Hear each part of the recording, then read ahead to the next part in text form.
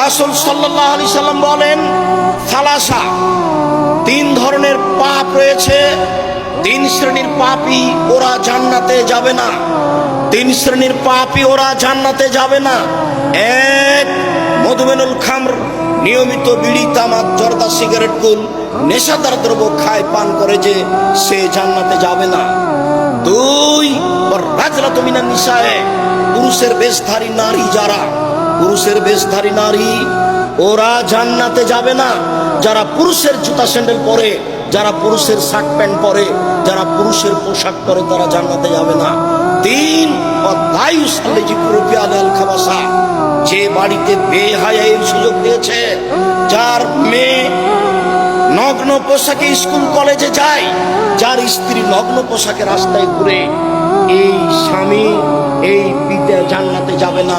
এ হচ্ছে দায়ুস।